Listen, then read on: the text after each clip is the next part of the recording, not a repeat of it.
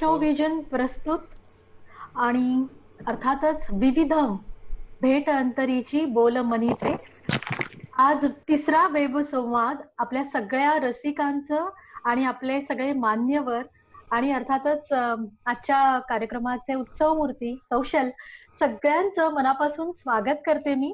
आपल्या माहितीसाठी पटकन सांगते की आपला पहिला कार्यक्रम 28 मे रोजी झाला होता आणि या दिवशी सुप्रसिद्ध अभिनेते शरद पोंक्षे यांच्याशी संवाद साधला होता आपण. आणि अगदीच शुक्रवारीच गेल्या आपण प्रज्ञेश म्हात्रे ज्याने नासाच्या माध्यमातून 4 लघुग्रहांचा शोध लावलाय अशा एका युवा संशोधकाशी आपण गप्पा मारल्या होत्या. आणि आज आपण जागतिक दृष्टिदान दिनानिमित्त ही एक संगीताची मैफिल वैष्णव विजनच्या माध्यमातून इथं आयोजित केली आहे. पुन्हा एकदा मी रश्मी वारंग आपल्या सगळ्यांचं मनापासून स्वागत करते आणि अर्थातच वैष्णव विजनच्या संचालिका पद्मा जयू भाटकर यांना विनंती करते की त्यांनी सगळ्यांचं वैष्णव विजनच्या वतीने स्वागत करावं. थँक्यू रश्मी. नमस्कार सर्व रसिक प्रेक्षकांना. पहिले नमस्कार आणि त्यांचं स्वागत मनपूर्वक. आजचे आपले जसं तू म्हणालीस तसे उत्सव मूर्ती ते खरोखर नेहमीच उत्सव मूर्तीच असतात आणि सदोदित प्रफुल्लित राहून रसिकांना जे गाण्याचा आनंद देतात त्या कौशल इनामदार यांचं मी मनापासून इथे स्वागत करते. नमस्कार. धन्यवाद. तुम्ही म्हणाल्याप्रमाणे तुम्ही घरचेच आहात त्यामुळे आम्हाला मी औपचारिकता कुठल्याही प्रकारे ठेवणारच नाहीये. आणि आपण आज दृष्टिदान दिनानिमित्त कौशल दादा, रश्मी, आपण जागतिक दृष्टिदान दिन आहे आज, त्यानिमित्त हा कार्यक्रम आपण ज्यांनी नेत्रदान केलंय अशांना आपण समर्पित करतोय. ज्यांना दृष्टी मिळाली आहे त्यांना करतोय. आणि असे जे डॉक्टर आहेत ज्यांनी नेत्ररोपण केलंय तेही आपल्या कार्यक्रमात सामील होणार आहेत. डॉक्टर तात्याराव लहाने, डॉक्टर हळदीपूरकर, त्यांचं या कार्यक्रमात स्वागत आहे, तेही होतील. आणि ज्यांनी नेत्रदान केलंय अशा त्यांच्या कुटुंबातील एखादी व्यक्ती आज आपल्याशी संपर्क साधणार आहे आणि नेत्रदानाचा संदेश देणार आहे. आणि आपण एक संदेश यातून देतोय आणि कौशलदादांच्या गाण्यांनी आज आपण त्यांना आनंद देणार आहोत. मी एक सांगते कौशलदादा, हे जे कार्यक्रम, मी संचालिका आहे, सगळं आहे ठीक आहे, पण यामध्ये मला एक आपली छोटीशी टीम आहे. माझे पती आहे जयू भाटकर आहे, माझी भाची सानिका सुर्वे टेक्निकल सगळं ती बघते, माझी मुलगी ईशानी भाटकर तिला सहाय्य करते. आणि सुरुवातीला आपल्याकडे रेंजचा एवढा प्रॉब्लेम होता की शेजारी विनोद सुब्रमण्यम यांनी सगळी आपल्याला सगळी व्यवस्था करून दिलेली आहे. या सगळ्यांचं मी मनापासून आभार मानते. माझी मैत्रीण अनिता पाध्ये आणि तिचे पती यशवंत पाध्ये आहेत आणि हे सगळे आपल्या मागे खंबीर उभे असतात, म्हणून आपण हा कार्यक्रम आज इथून करू शकतो. निश्चितच आपण कार्यक्रमाला सुरुवात करूया. कार्यक्रमाला सुरुवात करत असताना मंडळी, आज आपण संगीताची मैफिल आहे आणि त्यामुळे मी कमीत कमी माझं गद्य कमी ठेवण्याचा प्रयत्न करणार आहे. पण कौशल इनामदार यांच्याबद्दल सांगायचं झालं तर म्हणजे मला खरंच ही अशी औपचारिक ओळख करून देताना खूप थोडंसं वेगळं वाटतं, कारण संगीतकार आपल्याला कळतो तो त्याच्या चालींमधनं आणि कौशलची गाणी ही आपल्याला अगदी मनापर्यंत आपल्या पोहोचलेली आहे. पण तरी सुद्धा ती औपचारिकता पाळत ओळख करून द्यायची झाली तर अतिशय तरल अशी जी मराठी गीत संगीत परंपरा आहे ती पुढे नेणारा, तो वारसा पुढे नेणारा संगीतकार म्हणून आपण कौशलला ओळखतोच. शब्दांचा अर्थ जाणून तो मनापर्यंत चालींच्या माध्यमातून पोहोचवणारा संगीतकार म्हणून आपल्याला तो ज्ञात आहे. सुरुवातीच्या काळामध्ये जाहिरातींच्या जिंगल्स असतील किंवा मालिकांचं पार्श्वसंगीत असेल, त्याबरोबरच सगळ्यात महत्वाचं आणि मोठं काम काय केलं असेल कौशलने, तर आपल्या अभिजात कवितांना चाली लावून त्या कविता रसिकांपुढे एका वेगळ्या नजरेने त्यांनी मांडलेल्या दिसतात. चित्रपट संगीतात सुद्धा इतकी भरगच्च कामगिरी आहे, म्हणजे मग बालगंधर्व सारखा चित्रपट असेल, येलो आहे, किंवा नॉट ओनली मिसेस राऊत सारखा चित्रपट आहे, उबंटू आहे, अजिंठा आहे, अनेक चित्रपट आहेत की ज्या चित्रपटांनी एक वेगळ्या पद्धतीचं संगीत मराठी चित्रपट संगीतामध्ये त्याचं एक दालन खुलं केलेलं दिसतं.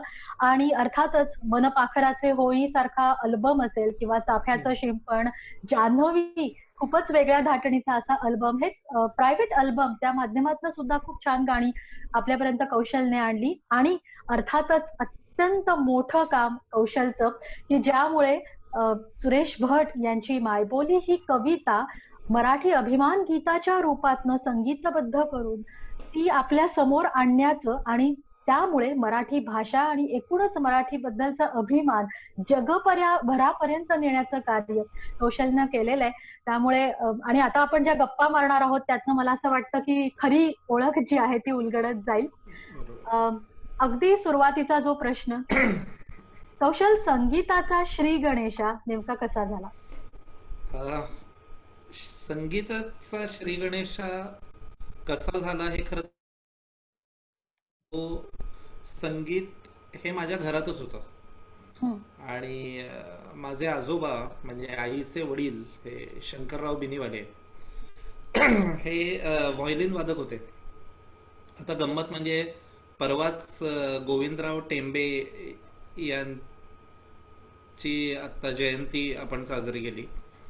तर गोविंदराव टेंबेंनी जो संगीतकार, नायक आणि गायक म्हणून जो पहिला चित्रपट केला, अयोध्येचा राजा, जो मराठीतला पहिला बोलपटही होता, त्या बोलपटाला माझ्या आजोबांनी व्हायोलिन वाजवलेलं आहे. तर पहिल्या त्या बोलपटात जे तुम्हाला व्हायोलिन ऐकू येतं, आणि तेव्हा कसं होतं की एक इन मीन 3 वाद्य होती, कारण सेटवरच व्हायोलिन किंवा वाद्य वाजवली जायची. प्लेबॅकचं तंत्र निर्माण झालं नव्हतं, त्यामुळे सेटवर जाऊन ती सगळी शूटिंग बरोबरच वाद्यही वाजवली जायची. तर माझे आजोबा त्यांनी भालजी पेंढारकरांचे काही सिनेमे केले, सावित्री किंवा हा अयोध्येचा राजा, व्ही शांताराम बरोबर काही सिनेमे केले. आणि त्याच्यानंतर त्यांनी नाटकात सुद्धा बऱ्यापैकी वाजवलं. मोगर आंगणेकरांच्या संस्थेत ते होते काही दिवस. नंतर मग जसं तू ऑल इंडिया रेडिओला करतेस तसं माझे आजोबा आकाशवाणीला होते. ते आणि अल्लारखा एकत्र आकाशवाणीला होते त्या दिवसांमध्ये. आणि त्याच्यानंतर मग त्यांनी संगीताचं म्हणजे व्हायोलिन वादनाचं शिक्षण सुद्धा दिलं बऱ्याच लोकांना. तर ते पुण्याला असायचे आणि आम्ही मुंबईत, माझं सगळं शिक्षण वगैरे मुंबईत झालं. पण सुट्टीमध्ये आम्ही जेव्हा आजोळी जायचो तेव्हा छोटंसं घर होतं 2 खोल्यांचं, पण त्याच्यात आम्ही सगळी नातवंड एका खोलीत अशी झोपायचो. आणि माझ्या आजोबांना इन्सोमनिया होता, रात्री झोप लागायची नाही त्यांना. तर त्यामुळे ते काय करायचे की रात्रभर त्या व्हायोलिनच्या ब्रिजला म्यूट लावायचे, म्हणजे एक अशी क्लिप असते ती लावली की तो व्हायोलिनचा आवाज असा मंद होतो, जवळपास फक्त जो वादक आहे त्यालाच ऐकू जातो तो. आणि मग ते रात्रभर वाजवत बसायचे. त्यामुळे आम्हाला झोप लागायची तेव्हा त्यांचा झिंजोटी किंवा मालकंस चालू असायचा, आणि आम्हाला जाग यायची तेव्हा त्यांचा ललत किंवा भैरवी असं काहीतरी सुरू झालेलं असायचं. त्यामुळे हे व्हायोलिन मी झोपेत इतकं ऐकलेलं आहे की आज सुद्धा मला कधीतरी अशी अचानक जाग आली की ते व्हायोलिनचे सूर अत्यंत असे स्पष्ट ऐकू येतात आज सुद्धा. तर तो जो संस्कार झालाय त्या सुरांचा, तो बहुतेक झोपेत झालेला असावा. म्हणजे बऱ्याच लोकांचं असं होतं की म्हणजे अभिमन्यूवर कसे संस्कार हे आईच्या पोटात झाले, तसे आमचे पहिले संस्कार माझ्यावर त्या सुरांचे झोपेत झाले. आणि मला वाटतं की त्यांचा एक सुरेलपणा आणि अतिशय मंद, फार गोड वाजवायचे ते, त्यांचा हात फार गोड होता. आणि त्यामुळे मग ते घरात गाणं होतं. माझी मावशी, माझी आई या दोघी व्हायोलिन वाजवायच्या. आणि मला लहानपणी माझ्या आईचा कार्यक्रम बघितलेला सुद्धा आठवतोय. पण लहानपणापासून मला गुणगुणण्याची खूप आवड, म्हणजे मी सतत गुणगुणायचो की 24 तास. मग बहुतेक माझ्या आईला असं वाटलं असेल की नुसता हा आपल्याला गुणगुणून त्रास देण्यापेक्षा याला काहीतरी एक शिस्त लागली पाहिजे, म्हणून मला आणि माझ्या भावाला शिकवण्याकरता एक दिवस एक ग्रहस्थ दारात उभे राहिले. असे हा. उंच पुरे गोरेपान असे ग्रस्त होते आणि मी शाळेतच होतो आणि इतकं काही गांभीर्य नव्हतं मला की संगीत शिक्षणाच्या बाबतीत वगैरे. पण आता ते आलेलेच आहेत, आई दट्ट्या मारून बसवायची म्हणून बसवायचो.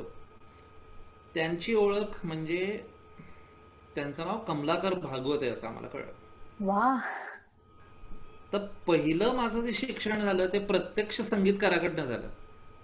आणि आपल्याला माहिती आहेत म्हणजे कमलाकर भागवतांची गाणी की एखादं गाऊन दाखवता येईल छानपैकी? दोन एक ओळी गाऊन दाखवतो. नक्की. त्यांच्याकडनं पहिल्यांदा मी हे गाणं ऐकलं होतं तेव्हा अक्षरशः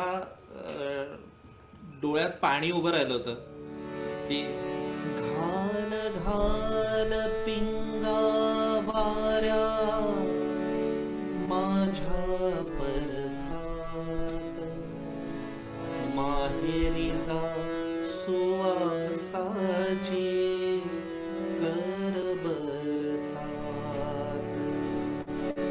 घाल घाल पिंगा वाऱ्या माझ्या परसात माहेरी जा सुवासाची कर बरसात. सुखी आहे पोर सांग आईच्या कानात आई भाऊ साठी परी मन खंतावत. असं एक घाल घाल पिंगावारे असेल, शतकानंतर आज पहिली रम्य पाठ किंवा देशासाठी लढणारांनो तुम्हा सामुचे लाख प्रणाम, ही सगळी आपण टीव्हीवर ऐकलेली, दूरदर्शनवर ऐकलेली गाणी आहेत. आणि ती प्रत्यक्ष त्या संगीतकाराकडनं ऐकली मी जेव्हा, त्यावेळी आपण संगीतकाराकडनं शिकतोय हे तेवढं लक्षातही आलं नव्हतं. पण मी जेव्हा झालं की त्या दिवसांचे जे अभावितपणे झालेले संस्कार आहेत ते माझ्या गाण्यात खूप उतरले. आणि त्यामुळे मी पहिला कार्यक्रम जेव्हा माझा केला आणि 1995 मध्ये, त्याला जे प्रमुख पाहुणे आले होते ते असे दोन माझी प्रेरणास्थानं होती की एक कमलाकर भागवत होते आणि शंकर वैद्य, कविवर्य शंकर वैद्य सर, त्या कार्यक्रमाला प्रमुख पाहुणे म्हणून आले होते. क्या बात आहे. आणि असा हा सांगीतिक प्रवास काय म्हणूया इतक्या मोठ्या नावासह, म्हणजे नावासह म्हणण्यापेक्षा त्यांच्याकडनं मिळालेल्या दीक्षेसह सुरू झाला. पण शेवटी असं होतं ना की आपण जरी शिक्षण घेतलं किंवा त्यांचे संस्कार झाले तरी आपल्याला कळत असतं की मी यात काय करू शकतो का किंवा यात पुढे जाऊ शकतो का. तर ती जाणीव नेमकी कधी झाली की मी स्वतंत्र माझं स्वतःचं काहीतरी केलं पाहिजे? खरं ती खूप उशिरा झाली की म्हणजे संगीताच्या बाबतीत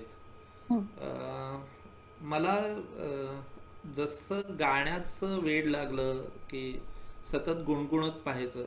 आता एका अर्थाने तुम्ही असं म्हणू शकाल की मी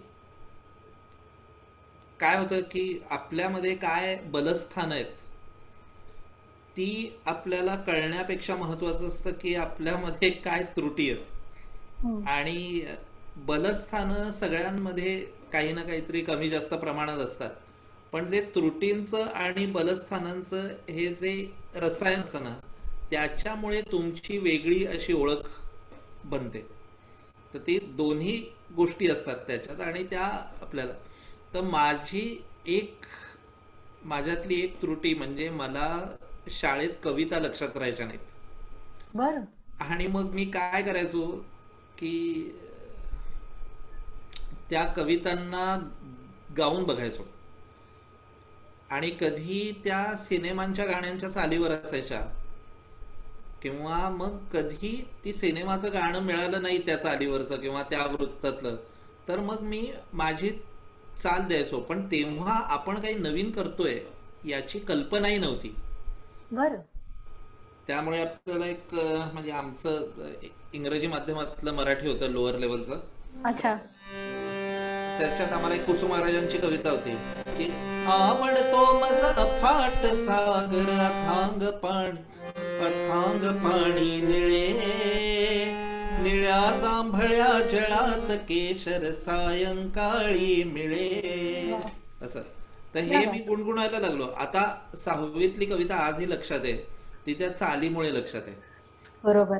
आणि मला वाटतं की त्यामुळेच कुठेतरी कवितांकडे थोडस आपण चालींच्या नजरेने बघावं असं एक मनात आलेलं असणं शक्य असेल. हो, तेव्हा आणि काय झालं की त्याचं परत एक कारण म्हणजे तेव्हा एक गझलांचा माहोल होता. आणि साधारण 80 साली वगैरे गुलाम अली, मेहदी हसन हे पहिल्यांदा भारतात येऊन त्यांनी कार्यक्रमही केले. दूरदर्शनवर एक फार सुंदर कार्यक्रम झाला होता. आणि मला आठवतंय की मी अतिशय तो बघून असा उत्तेजित झालो होतो की गुलाम अली गातायत समोर, त्यांच्या समोर प्रेक्षकांमध्ये नौशाद साहेब, सुधीर फडके आणि कल्याणजी असे 3 जण बसून अतिशय दिलखुलास दाद देत आहेत. आणि त्या गझलनी माझं एक चित्त वेधलं. आणि ते उर्दू शब्द काय आहेत आणि त्याचा अर्थ काय आहे असं कळण्यासाठी म्हणून मला माझ्या आई नाय गझल नावाची विनय वाईकरांनी काढलेली उर्दू ची डिक्शनरी मला तिने भेट दिली होती माझ्या एका वाढदिवसाला. आणि त्याच्यातनं मग मी शब्द बघायचो आणि मग कवितांची आवड लागली. मग गझल म्हटल्यावर मग सुरेश भटांच्या गझला आणि त्यांची काव्य गायनाची एक कॅसेट आली होती, तिची पारायणं केली. आणि त्यामुळे आपल्याला हे सगळं कविता, गाणं आणि शब्दांमध्ये आलेले सूर एकमेकात गुंफलेलं हे फार आवडतंय याची एक जाणीव झाली. पण आपण त्याच्यात काही करू असं तेव्हाही मला वाटलं नव्हतं. इतकं लोकांनी करून ठेवलेलं आहे, त्याचा आनंद घेता घेताच आपलं आयुष्य निघून जाईल अशी म्हणजे खात्रीच होती मला. पण कॉलेजमध्ये गेलो आणि मग काही मित्रही भेटले आणि मग कविता लिहायला लागलो. मग आता कविता लिहितोय तर माझ्या एका ओळखीच्या संगीतकारांनी मला सांगितलं की तुला विचार चांगले आहेत तुझे, पण तू वृत्तात लिहित नाहीयेस, मीटरमध्ये लिहित नाहीयेस. मग कसं लिहायचं मीटरमध्ये? तर मग मी काय करायला लागलो की जगजीत सिंगची चाल घ्यायची. म्हणजे सुना था कि वो आएंगे अंजुमन में, सुना था कि उनसे मुलाकात होगी, हमें क्या पता था, हमें क्या खबर थी, ये बात होगी न वो बात होगी. अशी जगजीत सिंगची गझल आहे. तर ती त्याच्यावर माझे शब्द लिहायचो. गुरूर इतना क्यों है तुम्हें है घटाओ, किसी और को अपने तेवर दिखाना, कि तुम ही नहीं हो बारिश के मालिक, हमने भी सीखा है आंसू बहाना. गुरूर इतना क्यों है तुम्हें घटाओ. आणि मग याच्यातनं पुढे हळूहळू मी जे लिहितोय तर त्याच्या माझ्या आपल्या जी तरन्नुम आपण म्हणतो की कवीची एक स्वाभाविक अशी चाल असते, तशा त्या चाली निर्माण व्हायला लागल्या. म्हणजे वो चुप से है खडे मगर कोई बात है बाकी अभी, मैं भी हूँ चुप ये सोच कर कि हयात है बाकी अभी. अशा माझ्या चाली स्वतंत्र सुरू व्हायला लागल्या. आणि माझ्या सुदैवाने मला मित्र असे भेटले महाविद्यालयात की त्यांनी माझ्या या कलेला एक प्रेरणा दिली की आपलं कोणीतरी ऐकतंय आणि कोणीतरी दाद देतंय, ही गोष्ट फार महत्वाची असते. म्हणून मला असं वाटतं की बालगंधर्व सुद्धा रसिक मायबाप म्हणायचे ना, तर मायबाप म्हणण्याचं कारण हेच आहे की तुमच्यामधली जी उर्मी असते तिला सतत एक खाद्य मिळालं पाहिजे आणि त्याची सर्जनात ते रूपांतर होण्याकरता ती दाद महत्वाची असते. हा काही वन वे ट्रॅफिक नसतो. बरोबर. काही कलेचं सर्जन हे तुम्हाला दाद मिळाली, तुम्हाला त्या याला एक पोषण मिळालं तुमच्या कलेला, तरच ती वाढते. तसं मला मित्र तसे भेटले. म्हणजे आमच्या महाविद्यालयामध्ये तेव्हा कमलेश भडकमकर होता, अजित परब, ओंकार दादरकर, प्रतिभा दामले, शिल्पा पै, तनुजा जोग, आदित्य ओक, नंतर हे सगळे कॉलेजमध्ये भेटलेली सगळी माझी मित्रमंडळी आहेत आणि आज सुद्धा आम्ही एकत्र काम करतो. क्या बात आहे. ही जी गोष्ट आहे ना की दाद मिळणं, तर मला वाटतं आज आपल्याकडे या वेब संवादाच्या माध्यमातून अनेक मंडळी आपल्यासोबत जोडली गेली आहेत आणि अनेक मान्यवर सुद्धा आज आपल्या प्रतीक्षेत आहोत आपण. तर त्यामुळे पद्मा मॅडमना विचारू इच्छिते मी की आपल्याकडे डॉक्टर तात्याराव लहाने आपल्याशी संपर्कात येणार होते, तर ते उपलब्ध असतील तर आपण त्यांच्याशी बोलून घेतलं असतं. मला इथे अजून दिसत नाहीये. निश्चितच ते जेव्हा जॉईन होतील तेव्हा आपण त्यांच्याशी गप्पा मारूच. आणि या सगळ्या प्रक्रियेमध्ये म्हणजे कौशलने आता आपल्याला कॉलेजच्या मित्रांची सगळी गोष्ट सांगितली. मला वाटतं म्हणजे मी पण रुपारेलकर आहे आणि त्यामुळे कौशलच्या ह्या सगळ्या ज्या कथा आहेत ना ह्या ग्रुपच्या, त्या आम्ही कॉलेजमध्ये असताना खूप ऐकल्या होत्या. शंकर वैद्य सरांनी मला वाटतं या बाबतीत एक खूप छान कानमंत्र देण्याचा एक किस्सा घडला होता तुझ्या बाबतीत, तर तो किस्सा आम्हाला ऐकायला आवडेल. फारच म्हणजे काय झालं होतं की एक कार्यक्रम मराठी वाङ्मय मंडळाचा होता. मीनाक्षी पाटील माझी मैत्रीण आणि ती 3-4 वर्ष पुढे होती माझ्या, आणि नंतर मग रुपारेलमध्ये ती प्रोफेसर म्हणून सुद्धा लागली. मी हो, तर तेव्हा मराठीची शिक्षिका म्हणून ती लागली होती आणि तिने मला सांगितलं की आज शंकर वैद्य सर येणार आहेत आणि असा मराठी वाङ्मय मंडळाचा कार्यक्रम आहे, तर तू गरजा जय जयकार क्रांतीचा हे गीत तू म्हण. कारण तेव्हा काही मी असं संगीतकार वगैरे नव्हतो की चाली देतोय वगैरे, असं काही फारसं नव्हतं तेव्हा. हे असंच जरा हौशी काहीतरी लिहिलंय तर त्याला चाल लागली वगैरे. आणि 2 तासात कार्यक्रम होता आणि ती म्हणाली, पण मी म्हटलं पण मला चाल माहिती नाही गरजा जय जयकारची. तर ती म्हणली, बघ तुला जमेल तसं गा तू. आता ते गरजा जय जयकार साठी म्हणून तिने जे पुस्तक दिलं मला, रसयात्रा, ज्याचं संपादन बोरकर आणि शंकर वैद्य सरांनीच केलेलं आहे. तर ते पुस्तक ज्या पानावर उघडलं त्या पानावर एक दुसरीच कविता होती आणि त्या कवितेने माझं लक्ष वेधलं. ती कविता होती जा जरा पूर्वेकडे. आणि ती कविता वाचून मला असा एक साक्षात्कार झाला की कवीचं लिखाण हे किती परिणामकारक असतं, की ती अनुभूती जशी त्या कवीला मिळालेली आहे तशीच ती तो श्रोत्याला देतो. म्हणजे या सगळ्या डिजिटल किंवा इलेक्ट्रॉनिक भाषेत बोलायचं तर जनरेशन लॉस शिवाय आपल्याला ती अनुभूती तशीच्या तशी होते. ही काय जादूपेक्षा कमी एक आपल्याला विस्मयकारक अशी गोष्ट नाहीये.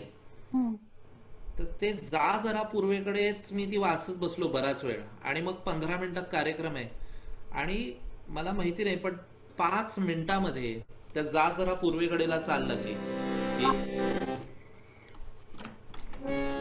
जा जरा पूर्वेकडे, जा जरा पूर्वेकडे, जा जरा पूर्वेकडे, जा जरा पूर्वेकडे, जा जरा पूर्वेकडे. वाळवंटी कोरता का एक श्वानाचे मढे, जागी झाडानो पुढे, जागी झाडानो पुढे, जागी झाडानो पुढे, जागी झाडानो पुढे. जेथ युद्धाची धुमाळी गंज प्रेतांचा पडे, जा जरा पूर्वेकडे, जा जरा पूर्वेकडे. ती कविता आणि ती म्हणजे कार्यक्रमाला मी गेलो आणि मीनाक्षी त्याचं हे करत होती, सूत्रसंचालन. आणि कार्यक्रम फार सुंदर शंकर वैद्य सर बोलले. आणि नंतर कार्यक्रमाचा समारोप करण्यासाठी मीनाक्षी म्हणाली, आता कौशल इनामदार आपल्या महाविद्यालयाचा विद्यार्थी आहे, तो गरजा जय जयकारनी हा कार्यक्रम संपेल. आणि मग मी उभा राहिलो आणि गरजा जय जयकार, तर मी पोचलोच नव्हतो त्या गरजा जय जयकार पर्यंत. मी क्षमा मागितली सगळ्यांची आणि मी म्हटलं की गरजा जय जयकार मी म्हणणार होतो, पण असं असं झालं की या कवितेवरच माझी नजर खेळून राहिली आणि त्यामुळे जा जरा पूर्वेकडे हे मी तुमच्या समोर सादर करतो, जमलं तर तुम्ही माझ्या बरोबर म्हणा. त्या कवितेचा त्या दिवशी इतका विलक्षण परिणाम झाला त्या सगळ्या सभागृहामध्ये की शंकर वैद्य सरांनी नंतर मला बोलवलं आणि तेव्हा खूप गर्दी होती मुलांची. तर ते म्हणाले की छान झालं तुझं गाणं. एवढंच एक वाक्य झालं. नंतर मग मी खुशीत म्हटलं आता शंकर वैद्य सरांनी आपल्याला छान झालं गाणं म्हटलंय तर आपण कॅन्टीन मध्ये जाऊन एक चहा पिऊया. चहा प्यायला गेलो तर सुमित राघवन आमचा मित्र, तोही आमच्या बरोबर कॉलेजला होता, तर सुमित भेटला. सुमित म्हणाला, अरे आज संध्याकाळी गजाननराव वाटव्यांना लता मंगेशकर पुरस्कार मिळणार आहे आणि त्याचे 2 पासेस आहेत माझ्याकडे, तर तू चल माझ्या बरोबर. मी म्हटलं चालेल. संध्याकाळी आम्ही रवींद्र नाट्य मंदिरात गेलो त्या कार्यक्रमाला आणि इंटरवल मध्ये त्या मेन्स रूम मधनं मी बाहेर पडतोय आणि शंकर वैद्य सर आत येत आहेत, अशी त्या दरवाजावर आमची भेट झाली. आणि ते बघून मला म्हणाले की अरे कमाल आहे, काय योगायोग आहे, आज आपली दुसऱ्यांदा भेट होतीये. आणि मी म्हटलं हो सर. ते म्हणाले काय करता तुम्ही इनामदार. तेव्हा मी लॉच्या पहिल्या वर्षाला होतो. म्हटलं सर मी लॉ करतोय. ते म्हणाले सोडा तुम्ही संगीत करा, प्राक्तन तिकडेच आहे संगीतामध्ये. आणि पहिल्यांदा मला असं कोणीतरी सांगितलं की तू संगीत एक करिअर म्हणून बघ किंवा याच्याकडे जरा गांभीर्याने बघ. ते शंकर वैद्य सरांनी तिथे त्या अशा दरवाजामध्ये सांगितलं. आणि पुढे खरोखरच एक हे साधारण 94 साली असेल आणि एक 8 महिन्यातच 6 महिन्यात मी अमृताचा वसा नावाचा हा कार्यक्रम बसवला आणि शंकर वैद्य सर आणि कमलाकर भागवत यांनाच प्रमुख पाहुणे म्हणून बोलवलं त्या कार्यक्रमाला.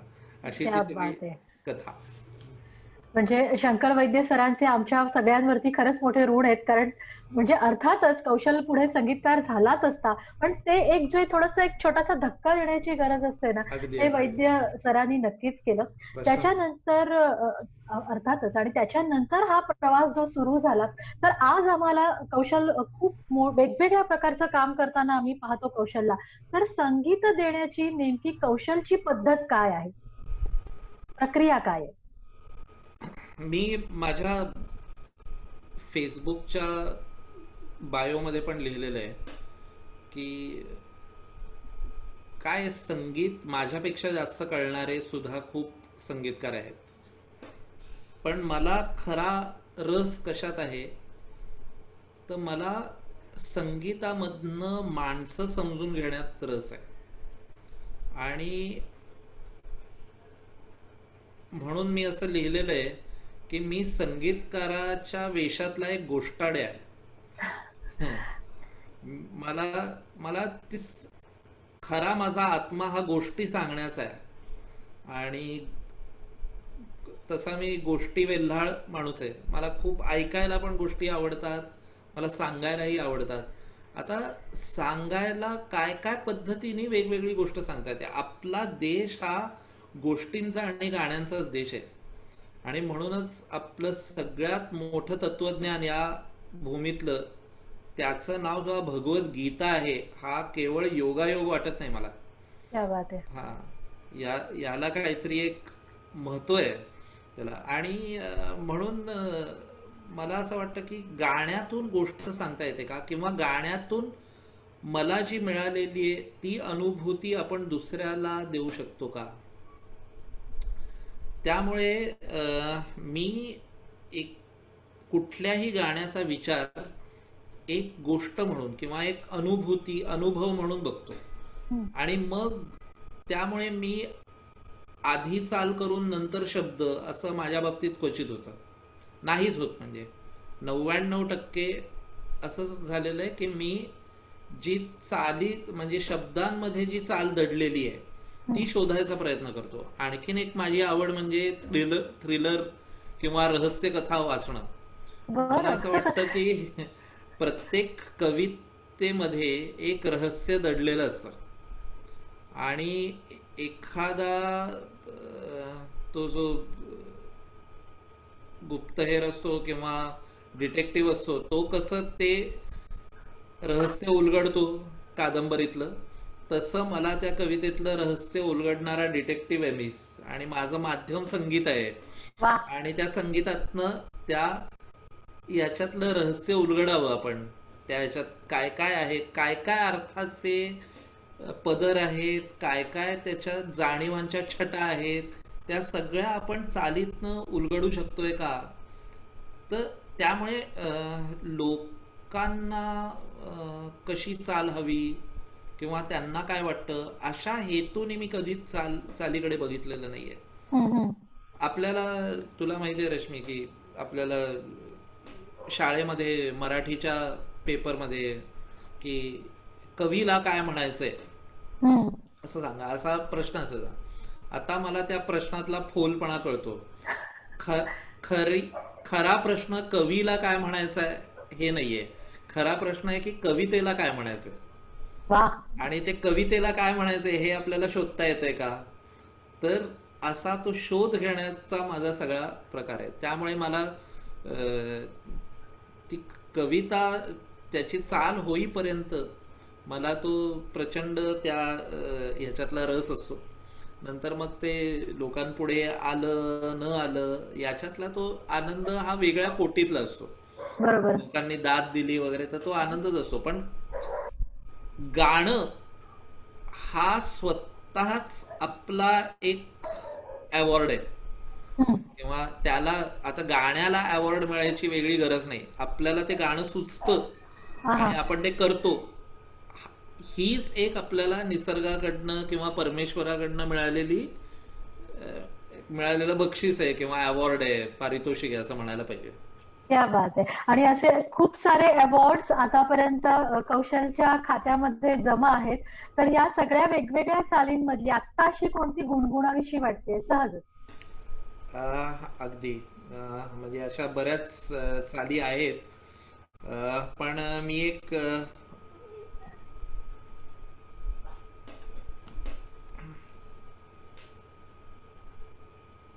गुरु ठाकूरनी लिहिलेली कविता आहे आणि ती मला खूप आवडते. जान्हवीच्या अल्बमसाठी केलेलं हे गाणं होतं आणि आम्ही अष्टनायिका अशी त्याच्यातली थीम घेतली होती आणि प्रत्येक गाण्यामध्ये एक वेगळ्या पुरुषाचा आवाज वापरला होता, तो वेगळ्या संगीत प्रकाराचा वापरला होता. तसं एखाद्या गाण्यात रॉक म्युझिक वापरलं होतं, एखाद्या गाण्यात बॅलड वापरलं होतं, ठुमरी वापरली होती. तसं या गाण्यामध्ये सुफी संगीताचा वापर केला होता आणि गुरुनी लिहिलं ते गाणं की लागले मन परतीच्या वाटेवरती. आणि मला असं वाटलं की त्याला समजा हिंदी 2 ओळी आपण जोडल्या सुफी संगीताच्या त्या सगळ्या परंपरेतल्या, त्या मन परतीच्या वाटेवरती या मराठी शब्दांना हिंदी यमक आपल्याला मिळतंय का बघूया. तर ओ कब रूठा लहरों से किनारा, कब रूठी सावन से धरती, लागले मन परतीच्या वाटेवरती, व्याकुळ व्याकुळ डोळे आता मागती, व्याकुळ डोळे आता मागती, भेट तुझी ओझरती,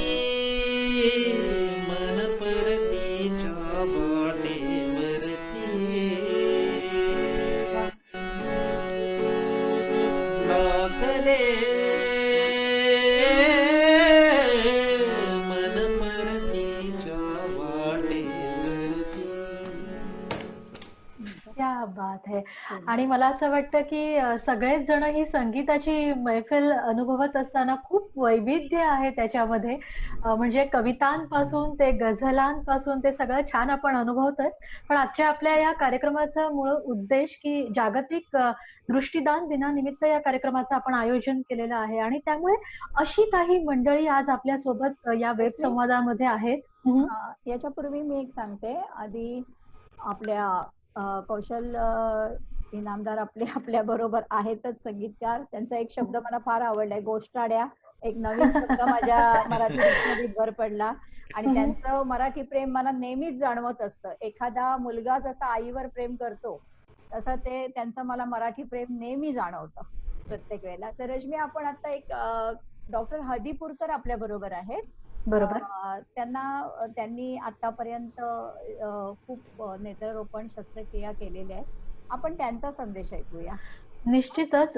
लक्ष्मी आय इन्स्टिट्यूटचे डॉक्टर सुहास हळदीपूर नेत्ररोपण जे आहे प्रत्यारोपण त्याच्यामधलं आंतरराष्ट्रीय कीर्तीचं हे नाव आज आपल्याशी ते संवाद साधत आहेत. नमस्कार. नमस्कार डॉक्टर, आपलं स्वागत. थँक्यू. सर्वप्रथम आज जागतिक नेत्रदान या निमित्ताने मी सर्वांचे शुभेच्छा देतो सर्वांना. आणि इतका सुंदर असा प्रोग्राम आपण आयोजित केलात, म्हणजे सामाजिक बांधिलकीमधनं मला असा एक प्रोग्राम ह्या स्पेशल दिवशी करावासारखं वाटलं. त्याच्याबद्दल तुमचं अगदी मनापासून अभिनंदन करतो. धन्यवाद. अगदी नेत्रदानाबद्दल अगदी सोप्या भाषेत सांगायचं म्हणजे आपल्या सर्वांना बऱ्यापैकी नेत्रदान काय हे माहिती असतं, पण एका नेत्रदानातनं आपण 2 रुग्णांना दृष्टी देऊ शकतो. आणि हे नेत्रदान करणं एवढं सोपं असतं की जेव्हा आपल्याला करावंसारखं वाटतं तेव्हा तुम्ही समजा जवळच्या नेत्रपेढीला फोन केला तर लगेच तिकडनं टीम येते आणि अगदी 20-25 मिनिटांमध्ये सुद्धा हे कार्य घडून येतं आणि आपल्या पुढच्या कुठलाही अरेंजमेंट करतात त्याच्यातनं काही अडथळा येत नाही. आणि तुम्हाला हे मी सांगू इच्छितो की आज नेत्रदानाची ही कॉन्स्टंट नीड आहे आणि ऑल द टाइम त्याची नीड वाढत चाललेली आहे. याचा अर्थ असा की इतके रुग्ण प्रत्येक कॉर्नियल सर्जनच्या लिस्टमध्ये वेट करत असतात किंवा त्यांना एखादा चांगला कॉर्निया मिळेल आणि त्यांचं पण कॉर्नियल ट्रान्सप्लांट होऊ शकेल. आणि दुसरं एक सांगायला मला खूप आनंद होईल की कॉर्नियल ट्रान्सप्लांट ह्याच्यामध्ये गेल्या 5-6 वर्षामध्ये एवढ्या मोठ्या प्रमाणात प्रगती झालेली आहे की आता आपल्याला वाटतं की कॉर्नियल ट्रान्सप्लांट नेमकं काय करतो. आता कॉर्निया म्हणजे आपलं काळं बुबुळ. जेव्हा नेत्रदान होतं त्याच्यामध्ये फक्त एकच पोर्शन वापरला जातो, तो म्हणजे कॉर्निया किंवा काळं बुबुळ. आणि काळ्या बुबुळामध्ये गेल्या 5-6 वर्षामध्ये ह्या सगळ्या प्रगतीमुळं प्रत्येक कॉर्नियाचा लेअर आपण वापरू शकतो आणि किंवा अख्खा कॉर्निया वापरता येतो. आणि ज्यामुळं the success rate of corneal transplant has suddenly increased.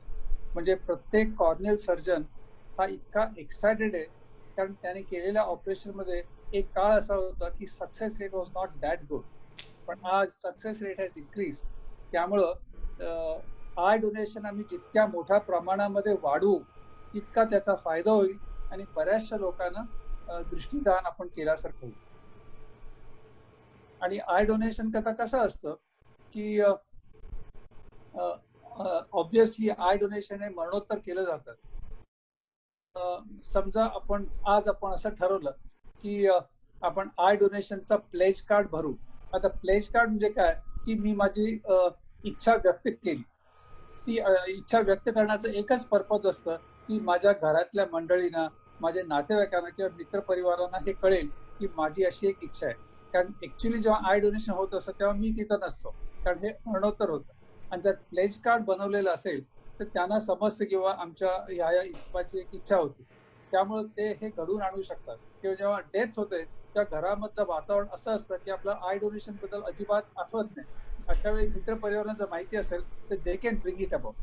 त्याकरता आय वुड से तुम्ही आज तुमच्या हा एक असा एक विषय तुम्ही उचलून धरलेला आहे आणि ते सुद्धा इतका सुंदर प्रोग्राम आता चालू आहे, त्याच्यामध्ये मला फारसे इंटरॅक्शन करायला आवडणार नाही, पण I donation is something which is easily possible.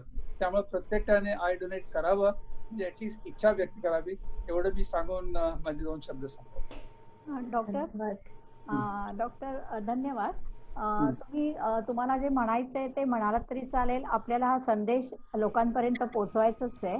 आणि मला असं एक कळलंय की तुम्ही एका 6 महिन्याच्या मुलावरती शस्त्रक्रिया केली, नेत्ररोपण शस्त्रक्रिया केली होती. मला त्याच्याबद्दल थोडंसं ऐकायला नक्की आवडेल.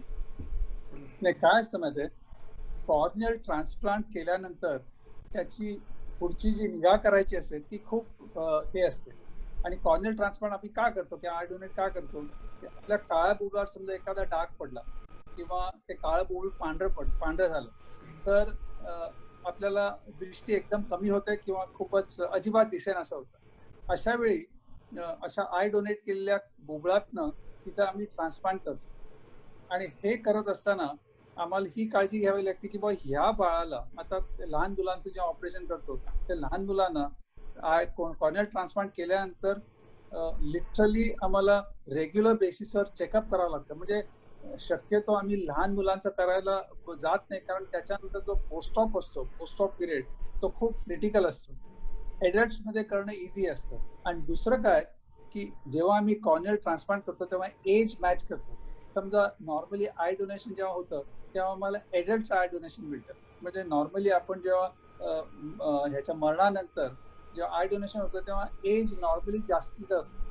आणि अशा एल्डरली माणसाचा कॉर्निया यंग एज मध्ये ट्रान्सप्लांट करणं हे तितकंसं योग्य नसतं. लकीली त्या केसमध्ये आम्हाला एक यंग मुलाचा कॉर्निया मिळाला जो आम्ही तिथे ट्रान्सप्लांट करू शकलो.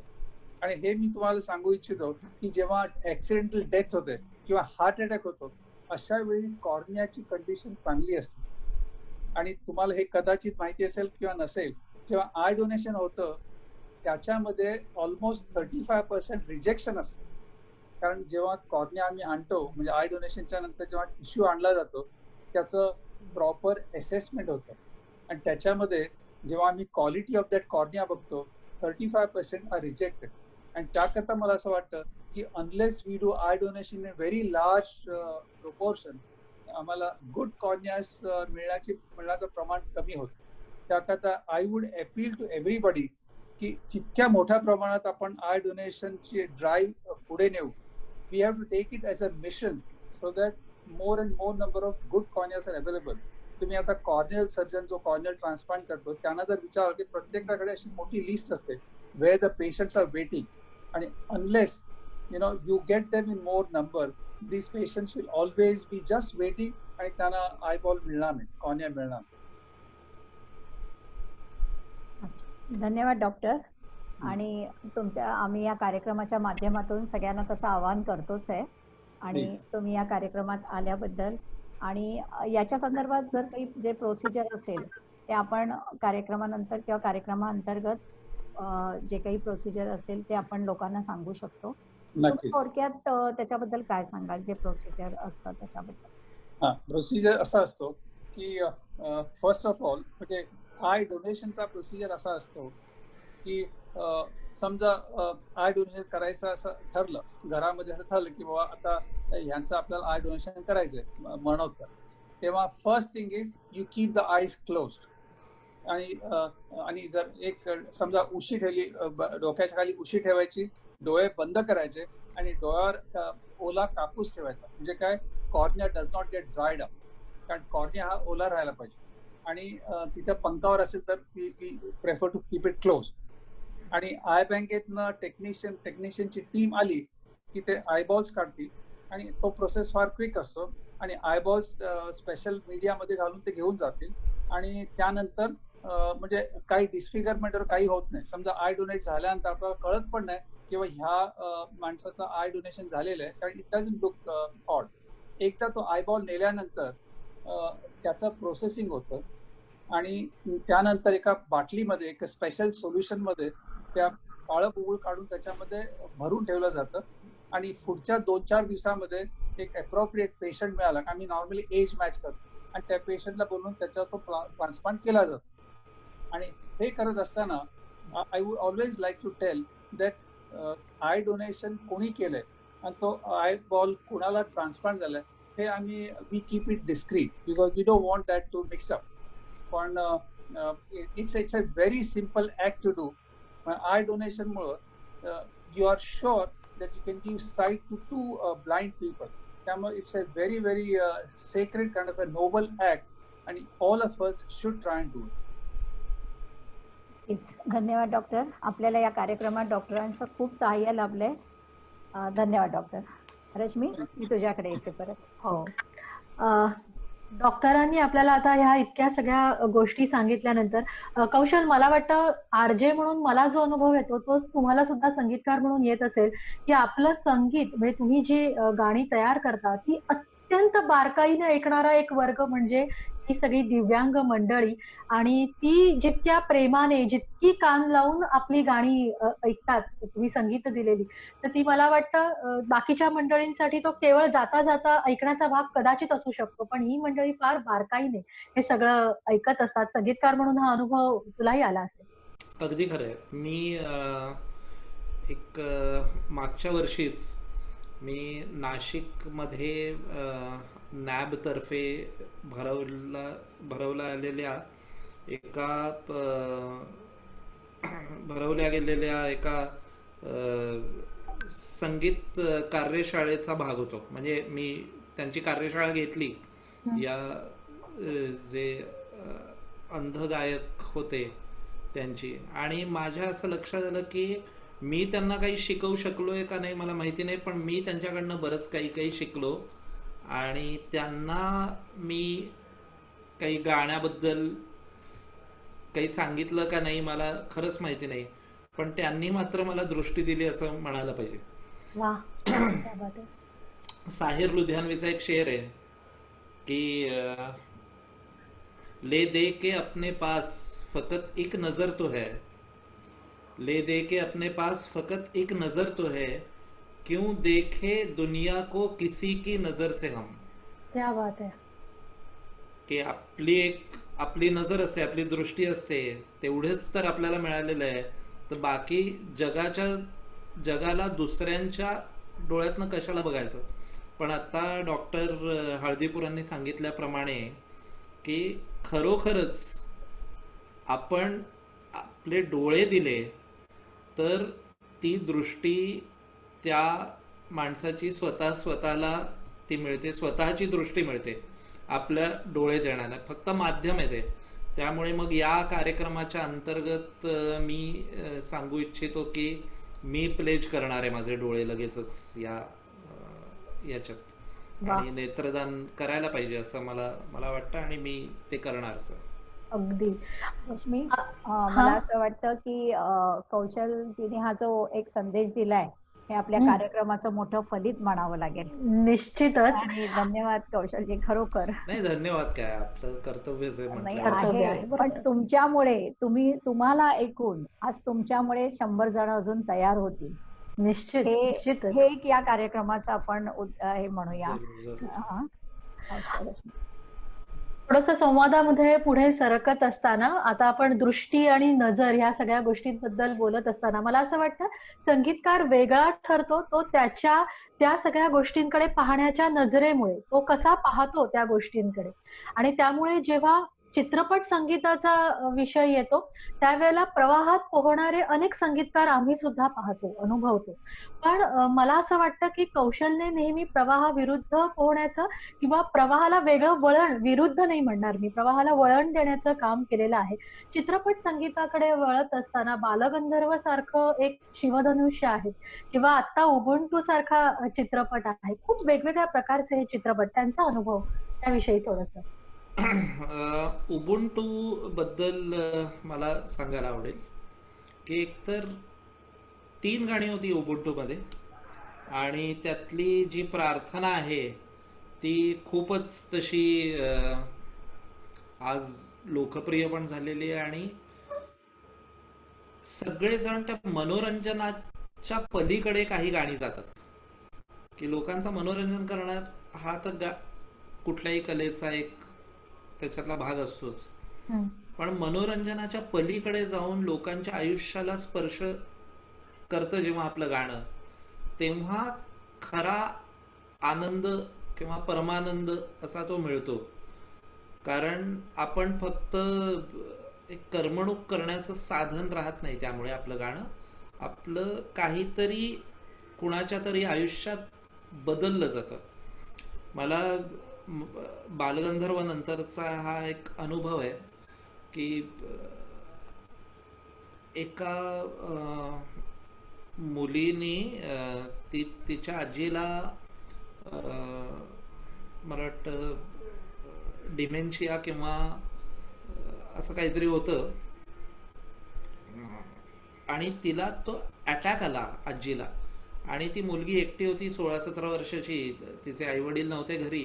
तिला काय करावं कळलं नाही, तर तिने आपल्या सीडी प्लेअर मध्ये जी सीडी होती ती पटकन ती ऑन केली की आजीचं लक्ष हे करण्यासाठी. तर त्याच्यात चिन्मया सकल हृदया हे गाणं होतं, बालगंधर्वची सीडी होती त्याच्यात. आणि ते गाणं लागलं आणि आजी शांत झाली तिची. ते म्हणजे ही शक्ती आहे संगीतामध्ये की ती कोणाच्या तरी आयुष्याला एक दिशा देऊ शकते काहीतरी. मध्यंतरी एका वर्तमानपत्रात आलं होतं की एक रिक्षा चालक आहे आणि त्या रिक्षा चालकाने अनेक लोकांचे रिक्षेत राहिलेले पैसे परत केलेले आहेत. अशी अनेकदा 3-4 वेळा तरी त्याच्या रिक्षेत खूप महागडं सामान कोणाचं तरी राहिलं आणि त्याने ते लाख रुपयाच्या बॅगा परत त्या दिल्या. तर त्याची मुलाखत घेतली होती त्या वर्तमानपत्राच्या एका जर्नलिस्टने आणि त्याला विचारलं की का असं तू करतोस. तर तो म्हणाला की एक गाणं मला प्रेरणा देतं. आणि ते गाणं म्हणजे हीच आमची प्रार्थना हेच आमचे मागणे, माणसाने माणसाशी माणसासम वागणे. तो म्हणला ते रोज ऐकून मी घराच्या बाहेर पडतो. क्या बात आहे. तर असं तू जे म्हणालीस की प्रवाहाला वळण देणं किंवा खरं सांगायचं ना तर एका गाण्यामध्ये प्राण फुंकणं एवढंच फक्त संगीतकाराचं काम आहे. त्याच्यानंतरच त्या गाण्याचं जे प्राक्तन आहे ते गाणं स्वतः ठरवत जातं. मी म्हणू शकत नाही की हे गाणं पॉप्युलर झालं पाहिजे आणि सगळ्यांनी ते उचललं पाहिजे. काही काही गाण्यांचं प्राक्तन असतं की ते लोकांच्या ओठावरच जातं किंवा त्यांच्या आयुष्याचा भाग होतं. जसं हीच आमची प्रार्थनाचं झालं. पण उबुंटू मध्ये आणखीन एक गाणं आहे, लखलखणाऱ्या लाख दिव्यांनी झगमगणारी धरती, एकही तारा इथे दिसेना का आकाशीवरती. आम्हाला ऐकायला आवडेल. तर समीर सावंतचे फार उत्कृष्ट शब्द आहेत आणि मला असं वाटतं की समीरच्या हीच आमची प्रार्थनाला खूप लक्ष त्याने वेधलं. पण हे जे समीर सावंतने लिहिलेले शब्द आहेत तर ते फारच सुंदर आहेत. लखलखणाऱ्या लाख दिव्यांनी झगमगणारी धरती, एकही तारा इथे दिसेना का आकाशीवरती. लखलखणाऱ्या लाख दिव्यांनी झगमगणारी धरती, एकही तारा इथे दिसेना का आकाशीवरती. वाट हरवता वाट सरूला दिशा कशी समजावी, ध्रुव बाळाच्या अढळ पदाची गोष्ट कुणा उमजावी. सारे काही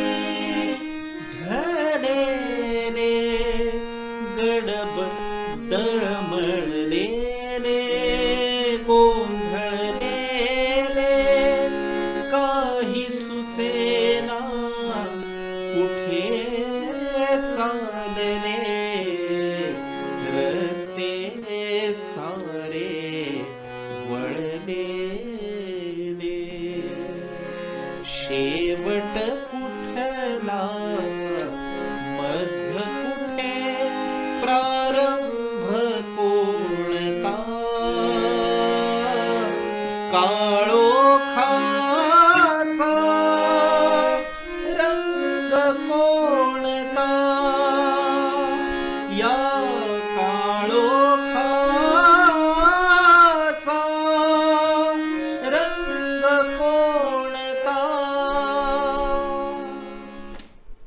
क्या बात आहे. म्हणजे मला अशा इथे खरंच म्हणजे काय म्हणू मी, कसं वाटतंय सांगता येत नाहीये शब्दात. आणि मला वाटतं संगीत हेच बऱ्याचदा आपल्याला करतं निशब्द. पण आपल्या बऱ्याच जणांकडनं इथे फरमाईशी येत आहेत, त्या थोड्याशा आपण राखून ठेवूया. आणि आता अत्यंत महत्वपूर्ण टप्पा की ज्याच्यामुळे सगळ्याच मी म्हणेन की मराठी जनांना अभिमान वाटावा असं एक काहीतरी जन्माला आलं. मराठी अभिमान गीत हा सगळा प्रवास आणि मुळात त्याची सुरुवात कशी झाली, कोणत्या हेतूने झाली, हे जाणून घ्यायला आवडेल. तुला माहितीये की तू आता आकाशवाणीवरच आहेस आणि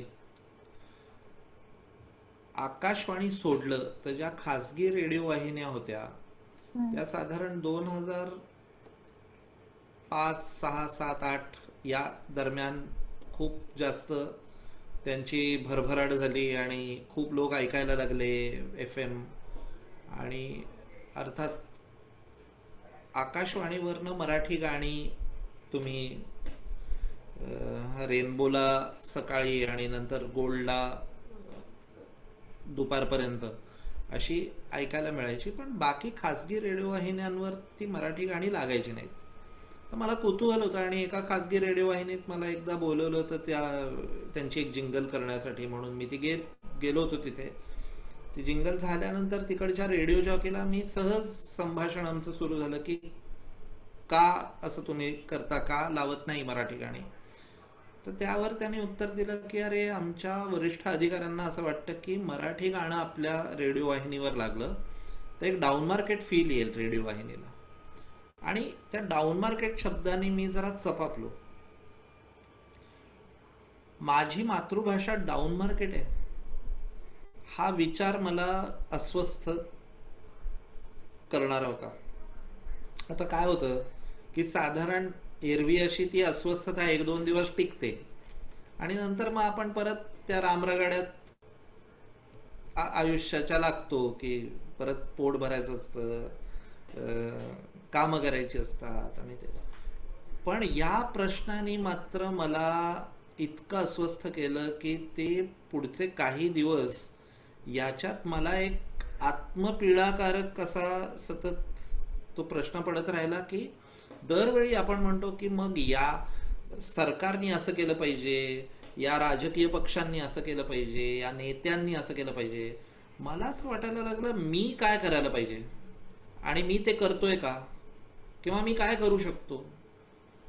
तर मी संगीतकार आहे, मी गाणं करू शकतो. तुम्ही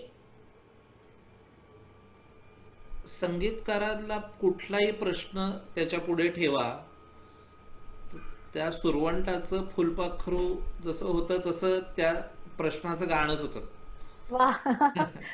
आणि मला असं वाटतं की मी काय करू शकत होतो तर मी गाणं करतो. तुम्ही म्हणता डाऊन मार्केट आहे, बरं ठीक आहे, मग अप मार्केट कशाला म्हणता तुम्ही. आम्ही जगातलं सगळ्यात भव्य गाणं करू, मराठीत करू, मराठी बद्दल करू. आणि मग तुम्ही आम्हाला सांगून दाखवा की हे डाऊन मार्केट आहे म्हणून आम्ही लावत नाही, असं माझ्या मनात आलं. आणि तेव्हा तो असा एक उन्माद होता माझ्या डोक्यावर चढलेला की आपण जे सर्वोत्तम आहे, जे उदात्त उन्नत, सावरकरांच्या शब्दामध्ये जयोस्तुतेमध्ये जसं म्हटलेलं आहे की जे जे उदात्त उन्नत आहे असं आपण केलं पाहिजे. आणि ते मराठीत केलं पाहिजे, मराठी बद्दल केलं पाहिजे. 1 नाही, 10 नाही, 20 नाही, 25 नाही, 450 लोक हे गाणं गातील. जगातलं सगळ्यात भव्य होईल गाणं हे. आणि गाण्यावरनं माझी नितांत श्रद्धा आहे. कारण कोणाला तरी धडा शिकवायचा हा हेतू नव्हता त्याच्यात. मला असं वाटत होतं की आज आपण नेहमी असं म्हणतो की मुलांनी मराठीत बोललं पाहिजे, पण ते का बोलतील मराठीत? जेव्हा त्यांच्या पु ल देशपांडेंनी म्हटलेलं आहे एका ठिकाणी की तुम्हाला तुमची भाषा टिकवायची आहे का, तर तुमच्या लहान मुलांच्या ओठावर तुम्ही एक तुमच्या भाषेतलं गीत द्या आणि ते मूल असेपर्यंत तुमची भाषा आणि तुमची संस्कृती टिकून राहील.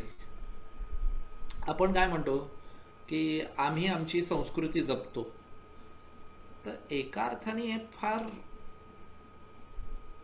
ॲरोगंट असं वाक्य आहे. आपण कोण असतो संस्कृती जपणारे? संस्कृती आपल्याला जपत असते आणि ती या लहान मुलांच्या माध्यमातनं ती वाढते आणि तर ती आपल्याला जपू शकते. म्हणजे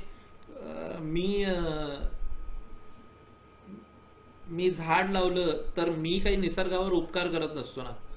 ते झाड पुढे कधीतरी वाढून मला सावली देणार आहे, माझ्या मुलांना सावली देणार आहे, माझ्या पुढच्या पिढ्यांना सावली देणार आहे, फळं देणार आहे त्याची गोड चाखायला. आणि हीच तर खरी संस्कृती आहे. त्यामुळे आपण ती जपत नसतो, आपण फक्त ती आपल्याला जपेल ना, म्हणजे ती आपल्यासाठी असेल ना याची काळजी घेत असतो. तसंच भाषेचं आहे. भाषा लोक कित्येक जण हल्ली म्हणतात की भाषा हे केवळ एक संवादाचं माध्यम आहे. तुम्ही कुठल्याही भाषेत बोला, काय फरक पडतो, पण तुमची भाषा स्पष्ट नसेल तर तुमचे विचारही स्पष्ट नसतील. आणि भाषा हे संवादाचं फक्त माध्यम नाहीये, ते विचाराचं पण माध्यम आहे. ते अभिव्यक्तीचं माध्यम आहे. अभिव्यक्ती हो, तेच अभिव्यक्ती तर होतेच त्याच्यातनं, आणि शिवाय ते संस्कृतीची वाहक आहे भाषा. तुमची ओळख आहे, तुमची जी सनातन ओळख आहे ती भाषा आहे तुमची. आज मी म्हणतो की मी मराठी आहे, तेव्हा माझी ती ओळख ज्ञानेश्वर तुकारामांपासून येते आणि त्यांनी जे संचित किंवा एक कलेक्टिव्ह विजडम असा त्या भाषेत निर्माण करून ठेवलेला आहे तो मला आयता मिळतो. मला पुन्हा एकदा चक्राचा शोध लावावा लागत नाही, कारण त्यांनी तो लावून ठेवलेला आहे. वृक्षवल्ली आम्हा सोयरे वनचरे असं तुकारामांनी म्हटल्यावर मला आता पुन्हा नव्याने तुम्ही पर्यावरणाची काळजी घेतली पाहिजे असं सांगावं लागत नाही.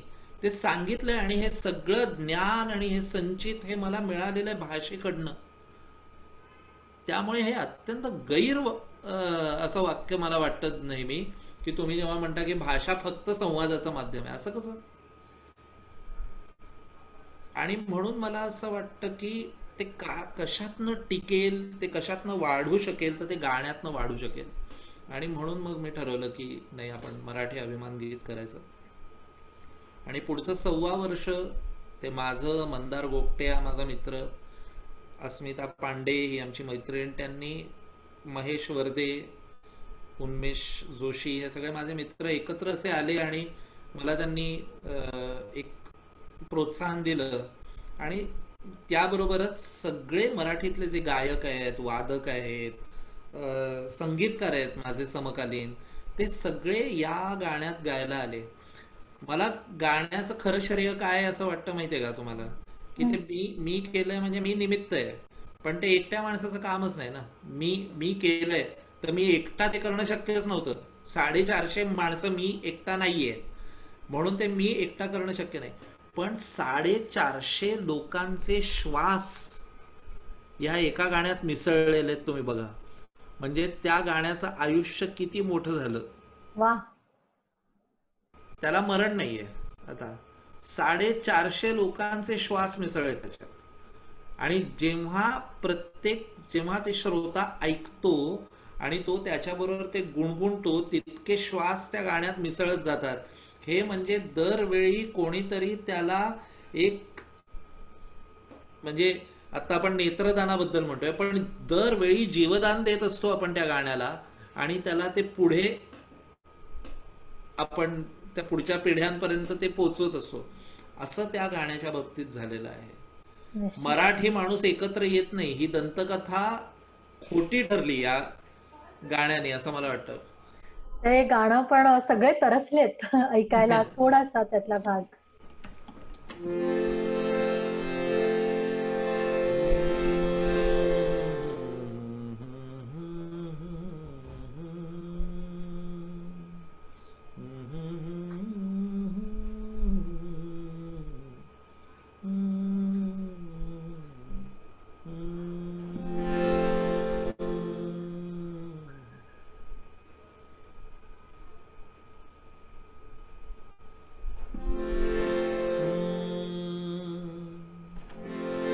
येथल्यान भावमधून वर्षते मराठी, येथल्या पिकांमधून डोलते मराठी, येथल्या नद्यांमधून वाहते मराठी, येथल्या चराचरात राहते मराठी.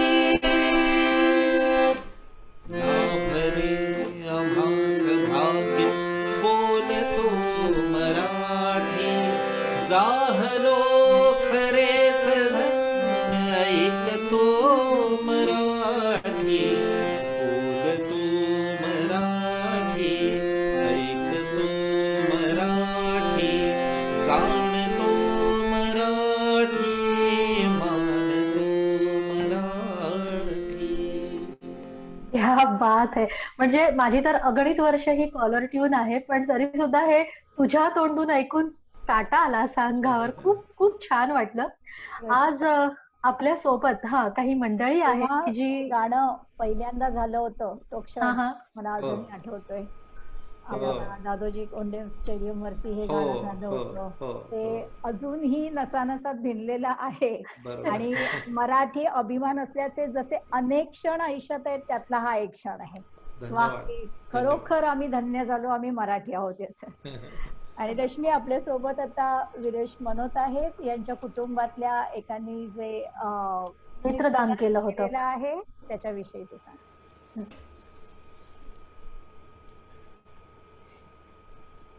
विरेश.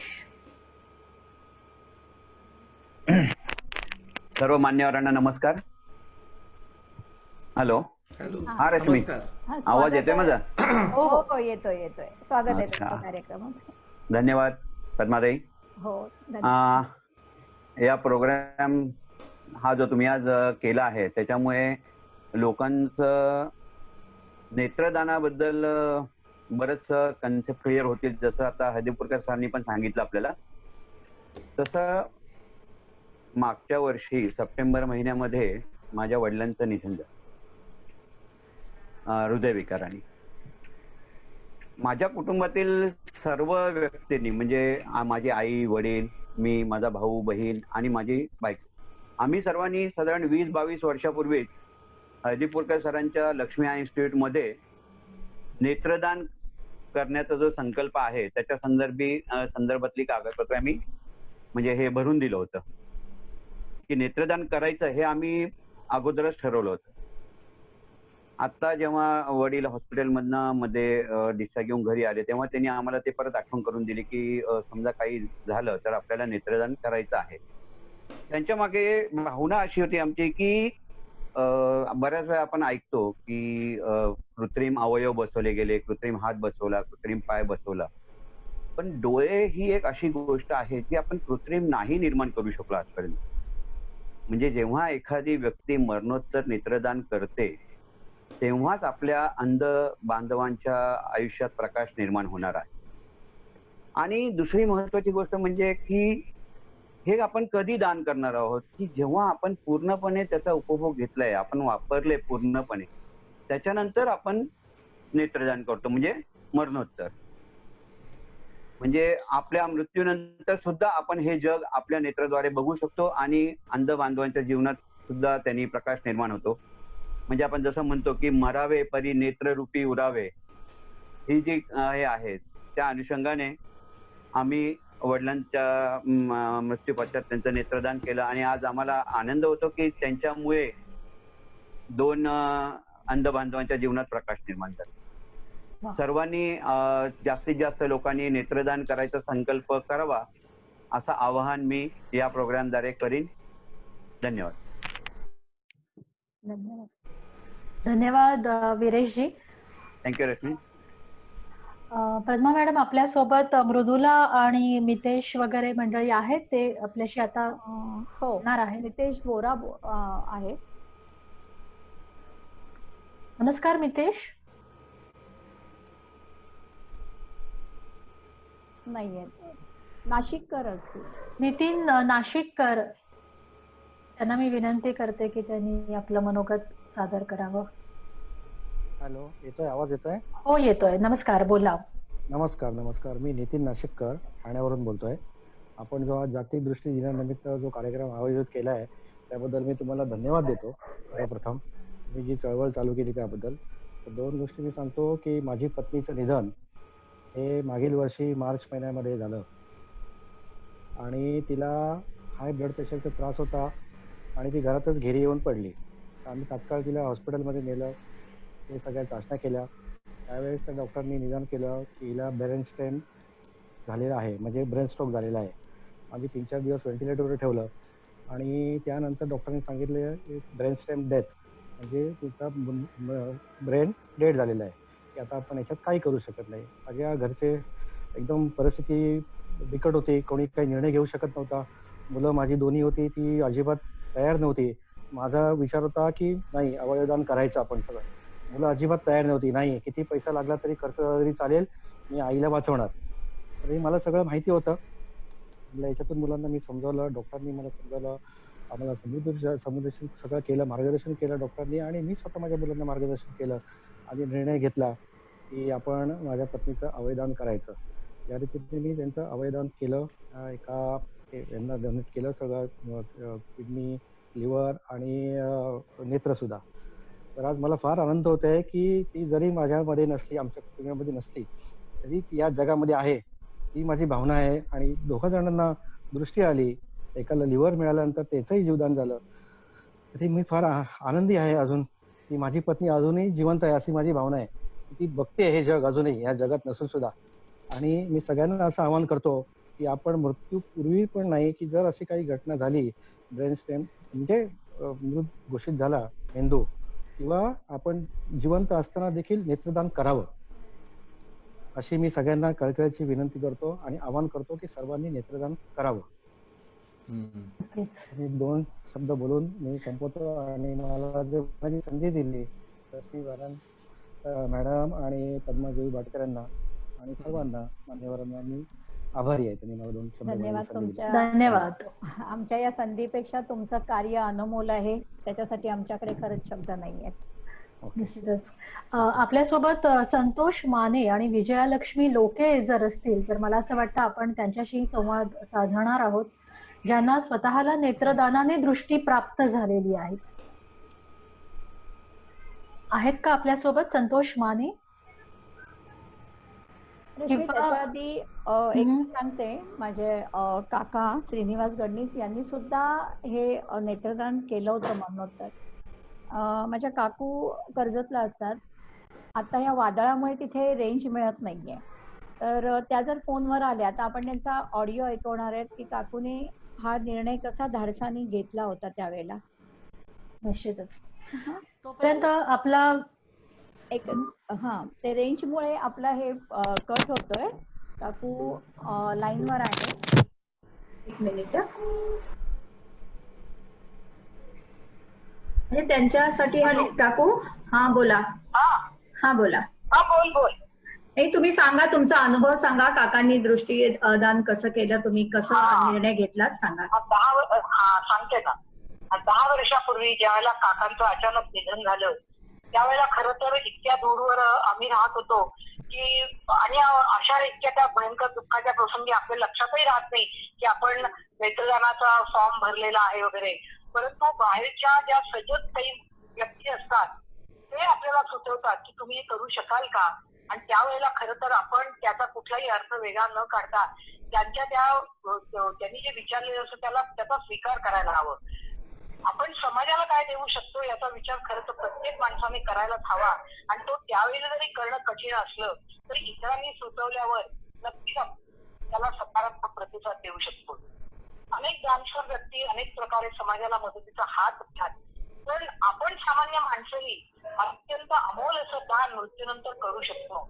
इतर कुठल्याही दानापेक्षा कुणाला तरी किडनी देऊन प्राण वाचवणं, त्वचा देऊन जग पाहण्याची संधी देणं हे तर आपण नक्की करू शकतो.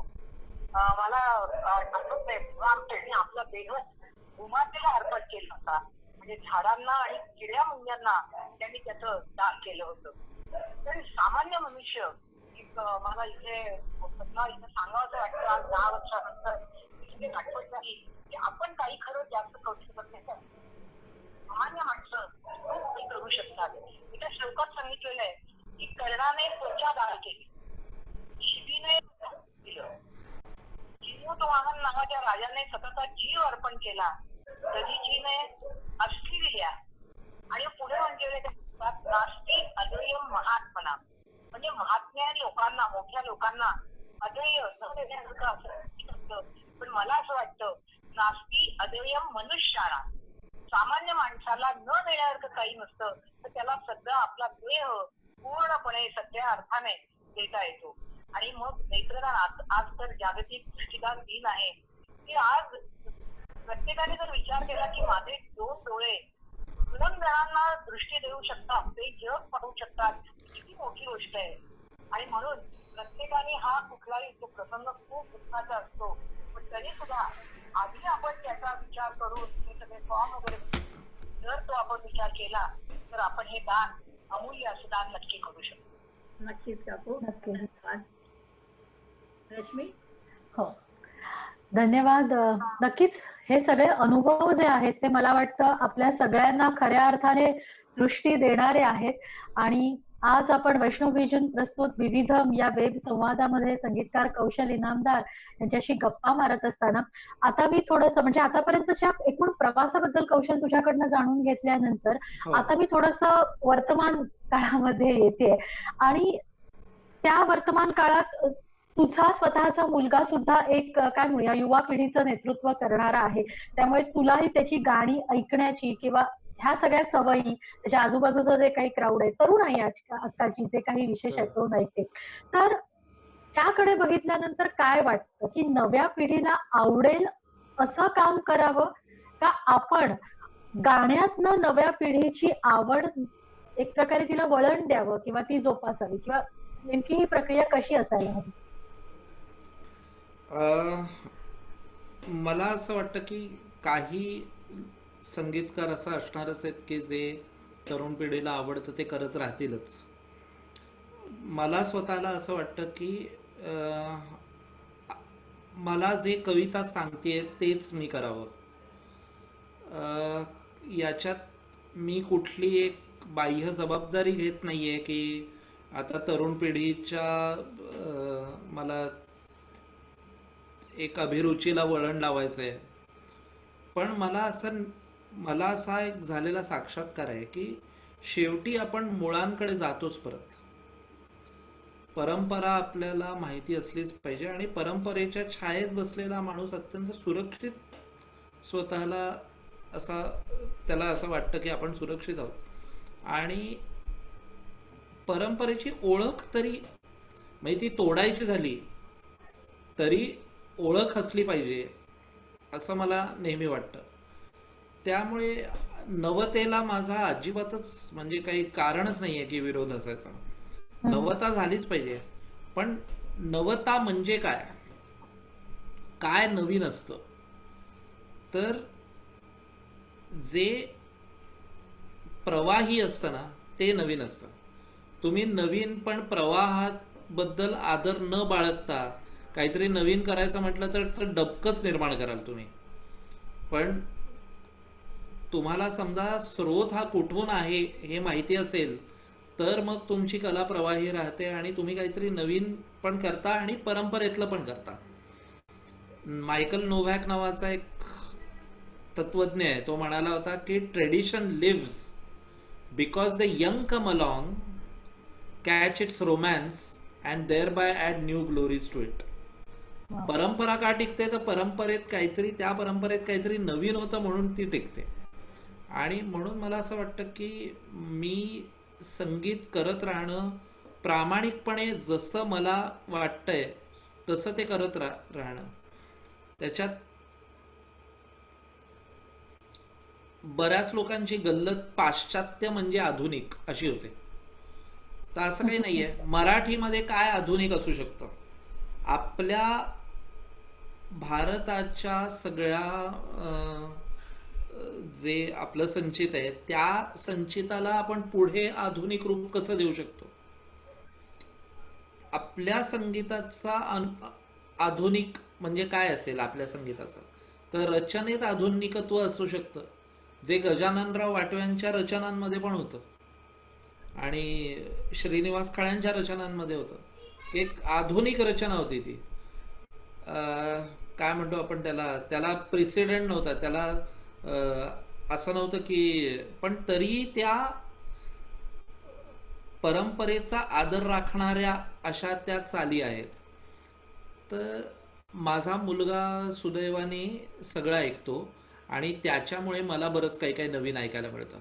मी येल्लो चित्रपट करत होतो तेव्हा रॉक म्युझिक करायचं होतं मला, कारण महेश लिमये दिग्दर्शक आहे, त्याच्या मनात होतं की रॉक म्युझिक आपण केलं पाहिजे. आणि बालगंधर्व, अजिंठा याच्यानंतर डायरेक्ट येल्लो हा माझ्यासाठी एक मोठी उडी आणि वेगळंच. ते येल्लो मध्ये 2च गाणी होती, पण ती 2 गाणी करायला मी 6 महिने घेतले, कारण मी पुढचे 6 महिने फक्त रॉक म्युझिक ऐकत होतो. त्यामुळे आणि त्याच्यात माझा मुलगा फार खुश होता तेव्हा, कारण त्याच्या आवडीचं ते संगीत आहे. पण माझ्या हेही लक्षात येत आहे की हीच जी पिढी आहे तर तो रॉक ऐकतो आणि त्याला शाळेत असताना तो मृदुंगमही शिकला, त्याला तो आता हिंदुस्थानी अभिजात संगीत पण शिकतो आणि आवड म्हणून शिकतो. ते काय मला नाही वाटत त्याला त्याच्यात करिअर वगैरे करायचं आहे, पण ती आवड आहे त्याला आणि सगळं जाणून घेण्याची इच्छा आहे. तर कुठल्याही मला वाटतं तरुण मुलाला परंपरा काय आहे ही जाणून घेण्याची कधी ना कधीतरी इच्छा होतेच. आपलं काम काय आहे तर ते उपलब्ध त्यांना करून देणं. बरोबर. मग ते निवडतील त्याच्यातनं जे चांगलं वाटेल त्यांना, जे त्यांना रेलेव्हंट वाटेल ते निवडतीलच. आणि मला असं नाही वाटत की जुन्यावरच आपण अवलंबून राहायला पाहिजे, कारण नवीन नाही घडलं तर ते जुनं टिकणार नाहीये. त्याला प्रवाही ठेवणं हे आपलं काम आहे आणि म्हणूनच दोन्ही गोष्टींची आवश्यकता आहे. आणि संगीतकार आपोआप सगळे करतच असतात असं. आपल्याला ह्याला जोडूनच प्रश्न आलाय की, नमस्कार कौशल दादा, तुमचं फेवरेट रॉक सॉन्ग आणि रॉक बँड? बापरे. माझा फेवरेट रॉक बँड मी जेव्हा ते खूप ऐकत होतो तेव्हा कोल्डप्ले हा बँड मला खूप आवडत होता. आणि अर्थात किती कोल्डप्ले वगैरे ऐकलं तरी बीटल्सनी जी सुरुवात केली होती याला, तर त्या बीटल्सची गाणी मला फार, म्हणजे मी परत परत त्या गाण्यांकडे जातो जरी ती 60s मधली असली. आणि कोल्डप्ले मी ऐकतो परत. क्लॉक्स नावाचं त्यांचं एक गाणं आहे तर ते मला भयंकर आवडतं. किंवा बीटल्सचं मला बीटल्सची अनेक गाणी आवडतात, पण take a sad song and make it better तर ते गाणं मला फार आवडतं. तर अशी ऐकतो, म्हणजे बरेच ग्रुप्स ऐकतो. इव्हॅनासन्स ऐकतो, इमॅजिन ड्रॅगन्स माझ्या मुलामुळे ऐकतो. असं बरंच काय काय ऐकायला मिळतं मला. बरं. आपल्याला जी फरमाईश आली होती मगाशी, मन मोहरे पितृऋण मधलं किंवा चिंब झाली पावसाने अजिंठा मधलं? हो, मी ठीक आहे, मन मोहरलेच्या 1-2 ओळी गातो. आणि कारण ते एरवी गायलं जात नाही फार माझ्याकडनं सुद्धा, तर त्यामुळे छान फरमाईश संधी. येस, संधी ती.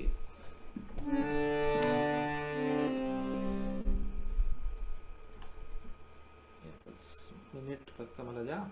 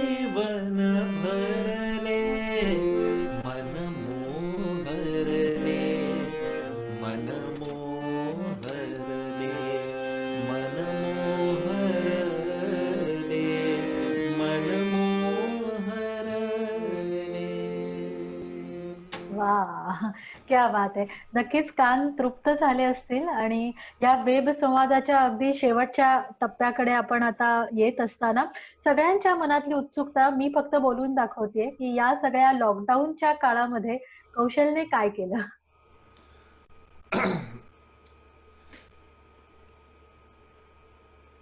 जसं आउटपुट देणं हे संगीतकार सगळे करतच असतात, म्हणजे कुठलाही कलाकार करत असतो की सतत आपली अभिव्यक्ती लोकांपुढे मांडणं. पण बऱ्याचदा आपण विसरून जातो की आपण समजा आउटपुट देत असो तर त्याला इनपुटची पण गरज आहे आणि चिंतन मनन करण्याची गरज आहे, थोडासा एकांत अनुभवण्याची गरज आहे, अभ्यासाची गरज आहे आणि रियाजाची, म्हणजे संगीतकारांना सुद्धा रियाजाची गरज आहे. जरी संगीतकाराचा रियाज हा 24 तास सुरू असतो, कारण त्याला काही असं बसून आता 8 तास गायलोय, 2 तास गायलोय, 3 तास गायलोय असं काही करावं लागत नाही. पण सतत डोकं सुरू असतं आणि प्रत्येक गोष्टीमध्ये काहीतरी धून मिळत असते, चाल मिळत असते. माझं तर फार होतं असं, म्हणजे मी माझी आवडती जागा चाली देण्याची म्हणजे गाडीच्या स्टिअरिंग व्हीलवर बसल्यावर जे मला सुचतं ते. आणि बहुतेक माझ्या 80 ते 90% चाली ह्या गाडीच्या स्टिअरिंग व्हीलवर झालेल्या चाली आहेत. तर या काळामध्ये बाहेर तर जाता येत नव्हतं, त्यामुळे मी खूप अभ्यास केला, वाचन खूप केलं. बऱ्याच मला चरित्र, आत्मचरित्र वाचायची होती, ती वाचून काढली. संगीताबद्दलचे काही लेख, काही पुस्तकं ती वाचायची होती, ती वाचून काढली. आणि मुख्य म्हणजे मी आता पुढचे 6-8 महिने कलाकारांना अत्यंत कठीण अशी असणार आहेत, कारण कार्यक्रम करता येणार नाहीयेत, रेकॉर्डिंग्स त्या मनाने होणार नाहीत, कारण शूटिंग्स तशी बंद असतील. आमचं पोट हे काही एका रेग्युलर पगारावर अवलंबून नाही. बाहेर पडलो, काम केलं तरच पैसे मिळणार आहेत. पण हरून जायचं नसतं. प्रत्येक संकटामध्ये कुठेतरी संधी असतेच, आणि ती काय संधी आहे. आणि मला तो एक फार आवडतो की प्रॉफिट म्हणजे काय, नफा म्हणजे काय. तर जेव्हा जे दोन लोक असतात ज्यांच्यामुळे एकाला कोणाला नफा होत असतो, तर कदाचित पैशाच्या बाबतीत एकाला नफा होत असेल पण दुसरा सुद्धा श्रीमंतच होतो आणि समृद्धच होतो. ती खरी नफ्याची हे आहे. त्यामुळे मला या काळात असं करता आलं की मी या संकटातनं आपल्याला काय करता येईल पुढचे 6-8 महिने, तर मी ऑनलाईन वर्कशॉप्स घेतली. जवळपास या 2 महिन्यामध्ये 125 लोकांच्या वर त्यांनी संगीत रसग्रहणाची ही कार्यशाळा केलेली आहे. मी आता पुढच्या आठवड्यांमध्ये पण ती घेणार आहे, आणि मला असं वाटतं की पुढचे 6-1 महिने तरी मी ऑनलाईन अशी ही कार्यशाळा घेईन. जगभरातले लोक एकत्र येतात आणि या कार्यशाळांमध्ये आम्ही वेगवेगळे संगीतकार कसा वेगवेगळा विचार करतात, गाण्याकडे बघण्याचा अप्रोच काय, कसं ऐकावं. कारण वाचन संस्कृती वाढली पाहिजे असं म्हणतो आपण, पण श्रवण संस्कृती सुद्धा वाढली पाहिजे, ती चांगली जोपासली गेली पाहिजे. आणि म्हणून कसं गाणं ऐकावं ही सुद्धा एक कला आहे. ते फक्त गाणं कसं गायचं आणि कधी गाणं ऐकलं जाईल लोकांकडनं, तर आपण ऐकायला शिकवलं तर मग ते द्वैताचा खेळ असतो. तो जितकं चांगलं लोक ऐकतात तितकी चांगलं संगीत बनतही जातं. कारण लोकांना चांगलं ऐकायची, वेगळं ऐकायची, जे आपण ऐकतोय ते कळतंय आपल्याला, असं म्हणून ती अभिरुची दोघांचीही वाढत जाते, कलाकाराचीही वाढत जाते आणि श्रोत्याचीही वाढत जाते. तर हे वर्कशॉप्स मी आत्ता घेतले, थोडंसं लिखाण केलं, वाचन केलं, त्यामुळे माझा चांगला गेलेला आहे हा लॉकडाऊनचा काळ. आणि मुख्य म्हणजे नियम पाळले सगळे, हे जास्त महत्वाचं होतं. आणि हा जो भाग आहे ना की तानसेन तर हवेतच आहे, ते तानसेन तुझ्या संगीतामधनं आमच्यापर्यंत पोहोचणार, पण त्या तानसेनांना योग्य दाद द्यायला हवी, ती तानसेनांनी, ते तानसेनही तू तयार करतो आहेस. त्यामुळे पुढच्या या सगळ्या उपक्रमासाठी खूप साऱ्या शुभेच्छा मी देणार आहे. आणि जाता जाता अगदी म्हणजे सुरेल सांगता व्हावी अशी सगळ्यांचीच इच्छा आहे. तर उबंटू मधल्या त्या प्रार्थनेने मला असं वाटतं आपला हा आजचा वेब संवाद सुखल संपूर्ण व्हावा. आभार नाही मानणार आहे, नाही गरजच नाहीये, नाही परकेपणाचं होईल. आता जो आपण वर्कशॉपचा विषय काढला त्याच्यावरून मला एक विचारायचंय, आम्हाला गाणं कसं ऐकावं याच्यासाठी एखादं वर्कशॉप द्याल का? हो अगदी जरूर. मी आता तेच करतो आहे. गाण्याचं अंतरंग, ज्यांना गाण्यातलं फार कळत नाही, फक्त छान आम्ही आनंद घेतो अशा लोकांसाठी हे वर्कशॉप याचसाठी आहे. आणि अशाच लोकांसाठी आहे की ज्यांना असं वाटतं की आपल्याला गाणं कळत नाही. गाणं हे इतकं आंतरिक आपल्याला कळतच असतं, आणि ते नेमकं काय कळतंय तुम्हाला आणि ते कसं कळतंय, आणि आपल्याला एखादं गाणं आवडतं, ते का आवडत असतं ते आपल्याला कळत असतं म्हणूनच आवडत असतं. तर ते काय आपल्याला नेमकं त्याच्यातलं आवडतंय हे जाणून घेण्यासाठीच ही कार्यशाळा आहे. आणि अगदी आनंदाने मी करीन, तुम्ही कधीही हुकूम करा. हो नक्की. आणि मी तर सांगेन की ही उबंटूची प्रार्थना की आम्हाला जे लहानपणापासून संस्कार आमच्यावर झालेत, आंघोळ केल्यानंतर देवाजवळ बसायचं, एक अध्यात्म थोडा वेळ घालवायचा, तर ही प्रार्थना ही माझ्या जीवनातली एक प्रार्थना झाली आहे. आणि जेव्हा जेव्हा ती म्हणजे रोज जरी ऐकली तरी माझ्या डोळ्यातून आपोआप अश्रू येतात, इतका त्याला जीवनात अर्थ आहे. आणि या कार्यक्रमातून मला एक मिळालंय, म्हणजे आपल्या हा 3रा कार्यक्रम आहे. मला पहिल्या कार्यक्रमात मिळालं, शरददादांनी सांगितलेलं, सच्चा माणूस बनलात तर तुम्हाला जीवनात सगळं काही मिळेल, अभिनय सुद्धा छान करता येईल. 2ऱ्या कार्यक्रमातून मला मिळालं, चिकाटी करा धरा, एक प्रज्ञेश म्हात्रे आणि आपले फ्लोरिडाचे नासाचे अँबॅसेडर डॉक्टर रवी मार्गसहाय्यम यांनी सांगितलं की त्या कुठलंही कार्य करताना त्याला चिकटून बसा.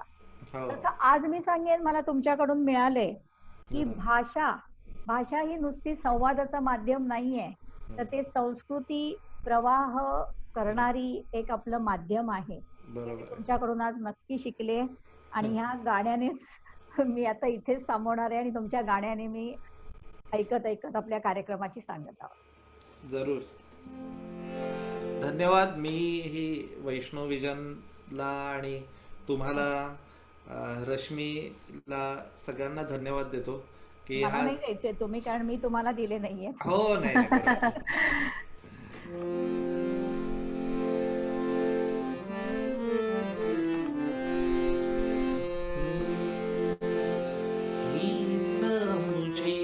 प्रार्थना हेच मुझे मागणे, हीच मुझे प्रार्थना हेच मुझे मागणे, माणसाने माणसाशी माणसा समवागणे, हीच मुझे प्रार्थना हेच मुझे मागणे, माणसाने माणसाशी माणसा समवागणे, हीच मुझे प्रार्थना.